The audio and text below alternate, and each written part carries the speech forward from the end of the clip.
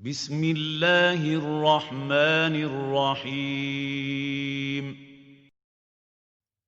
سنہری کرنیں، مسلم خواتین کی اعلیٰ اقدار کے روشن تذکرے۔ مؤلف عبد المالک مجاہد۔ عرض مؤلف: جب میں تاریخ کی کتابوں کا مطالعہ کر رہا تھا اور منتخب واقعات کو نشان زد کرتا جا رہا تھا تو میں نے محسوس کیا کہ ان میں خواتین سے متعلق واقعات کی کوئی کمی نہیں۔ چنانچہ میں نے اسی وقت طے کر لیا کہ سنہرے اوراق کے بعد دوسری کتاب سنہری کرنیں کے نام سے خواتین سے متعلق واقعات پہ مشتمل ہونی چاہیے۔ اسلام نے خواتین کو جو مقام عطا کیا ہے اور انہیں جو اہمیت دی ہے، اس کی مثال دنیا کا کوئی دوسرا مذہب دینے سے قاصر ہے۔ بھلا اور کس مذہب میں آپ کو ملے گا کہ ماں کے قدموں کے نیچے جنت ہے؟ اور کس مذہب کے رہنما آپ کو بتائیں گے کہ ہماری خدمت اور حسن سلوک کی سب سے زیادہ حقدار ہماری مائیں ہیں؟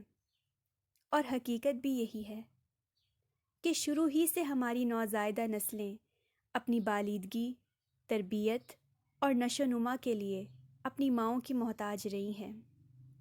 بچوں کی تربیت اور ان کی مناسب انداز میں اٹھان اتنا بڑا کام ہے اور اس کے لیے اتنی توجہ، صبر، محبت اور محنت کی ضرورت ہوتی ہے جو ایک مرد کے بس سے باہر ہے۔ یہ صرف خواتین ہی سمجھ سکتی ہیں کہ اس عظیم کام میں انہیں کتنی صعوبت اٹھانی پڑتی ہے، کن کن جذباتی کیفیتوں سے گزرنا پڑتا ہے، کس طرح راتوں کو جاگنا پڑتا ہے اور دنوں میں یہ تربیت کی مشقت برداشت کرنی پڑتی ہے۔ قوم کی تعمیر کے ان مرحلوں میں عورت کو ذہانت اور دور اندیشی بھی درکار ہوتی ہے، انسانیت کے اعلیٰ اصولوں سے واقفیت بھی اور زندگی کی اعلیٰ قدروں سے شناسائی بھی، مذہبی تعلیمات سے بھی آشنا ہونا پڑتا ہے اور دنیا کے بدلتے رجحانات سے بھی، اور پھر اس طرح اپنے ماضی، حال اور مستقبل سے جڑی ہماری نئی نسل اپنی ذمہ داریوں کو پورا کرنے کے لیے تیار ہوتی ہے۔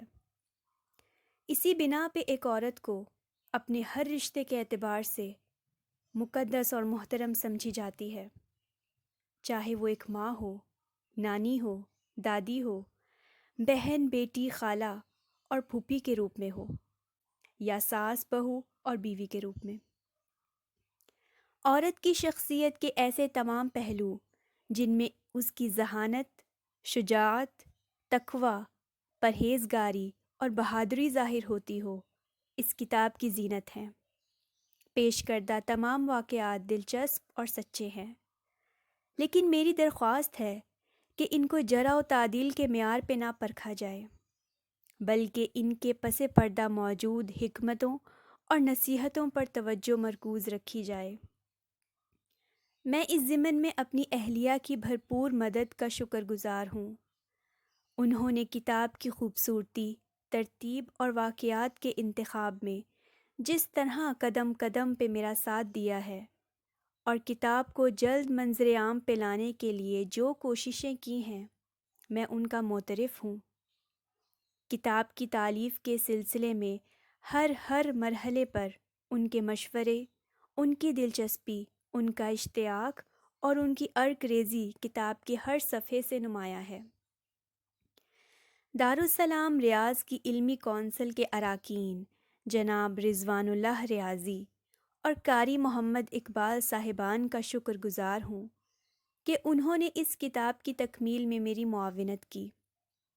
مقام مسرت ہے کہ دارالسلام لاہور برانچ کے سینئر ریسرچ فیلو محترم محسن فارانی صاحب نے اس کو لفظاً لفظاً پڑھا، بعض تسامحات کی نشاندہی کی اور ان کی نوک پلک کو بھی درست کیا۔ اس کے ڈیزائن میں ادارے کے حسن کار محمد ذوالفقار اور نجم المجید نے خاصی دلچسپی لی اور اسے خوبصورت بنایا۔ میں ان تمام رفقا کا شکر گزار ہوں۔ مجھے امید ہے کہ اس کتاب کے مطالعے سے نہ صرف تمام خواتین اور بچیوں میں بہتری کا ایک نیا ولولہ اور جذبہ پیدا ہوگا، بلکہ مطالعہ کرنے والے مردوں کو بھی اس بات کا بخوبی اندازہ ہو جائے گا کہ شجاعت، ذہانت اور صبر و تحمل کی صفات کس طرح بھرپور انداز میں عورتوں میں بھی موجود ہیں۔